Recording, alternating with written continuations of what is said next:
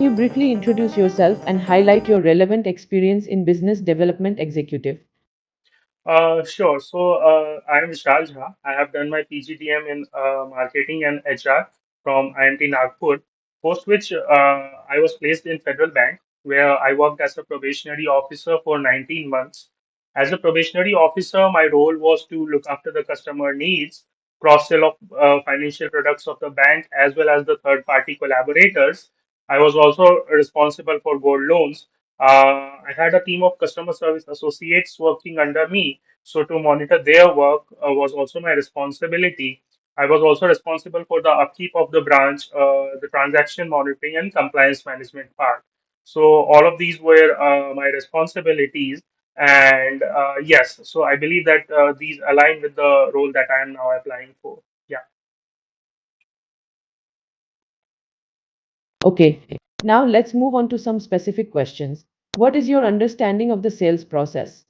Can you Sure. briefly outline the key stages? Yes, I will do that.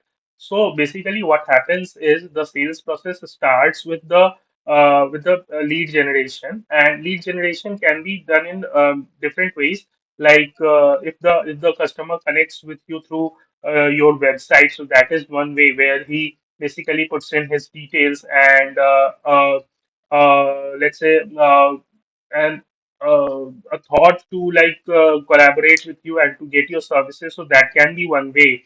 Other than that, there is the reference process, like where you have your existing customers, and these existing customers refer your organization to the to others known to them, and in that way, you can generate leads. Once lead is generated, then you do an initial contact with them, do an initial call with them, and on that call you try to understand what their requirement is and what are they looking for, and then you can like pitch your product to them. Once you have pitched your product to them, there will be two situations where either they will be liking the product and going ahead with buying the product, or they might not like the product and they will refuse your sales. So these can be the two things. If they accept your product, then you need to onboard. You need to ensure a smooth onboarding for them on your platform, and then do a regular check or do a regular connect with them if they face any problem, and try to retain them for as long as possible, and try to help them in every possible way. So one thing is that, and if they do not like the process, like if they drop out of the sales funnel, then you will try to understand what was the problem that they were facing and how we can solve them. So yes, this is the sales funnel according to me. Thank you. Can you provide a more detailed example? Let's say that there was a customer who visited our website, and he put in all the details of his, like from his name and contact number and email ID. So he has basically shown an interest in the services that we provide. So once we get that contact number, then we connect to the customer. We introduce ourselves, and then we try to understand that what was the customer's need, what did he need from us, and then I will try and tell him that what my product is and how my product caters to the need that he has. Then this person, if he agrees to go ahead with my product, then I will ensure that a smooth onboarding process is done.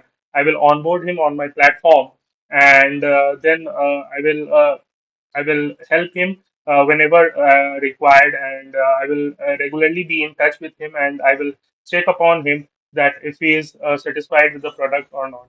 So yeah. Okay, describe your experience with lead generation. What methods have you used, and which ones have been most effective for you?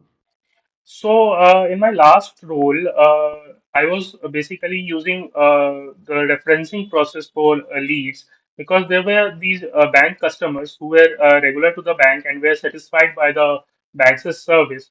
So, I motivated them to refer our bank's services to their relatives and friends, and in that way we can generate lead and then contact them and convert them into a customer for our bank. The other method that I used was going into the field and uh, spreading awareness about the bank, about the services that we provide, and then connecting with them, and then collecting the contact details of these persons for which we can follow up later and turn these other banks' customers maybe to our bank's customers. And I believe that the referencing part really works because there is a person who is known to you and he is using the said bank's service and he is very satisfied with it. So, because this is a word of mouth strategy and this is a word of mouth advertising, so this really helps in strong lead generation and conversion from a prospect to a customer. Yeah. Thank you. How do you prioritize your tasks when you have multiple deadlines and responsibilities? Yeah, so while I talk about prioritizing my work, I will look at the importance of the client that I have, importance of the assignment that I have. Let's say there is a HNI client which has a very high ticket size and his deadline is approaching really fast. So I will prioritize that over a client who is not that big. Although his needs also needs to be fulfilled, but since we are talking about prioritization here, so I will look on the ticket size of what is the ticket size of that customer, that particular customer, and how important he is to our business, and how we can satisfy his needs as fast as we can. So this is how we will prioritize the work. Yeah.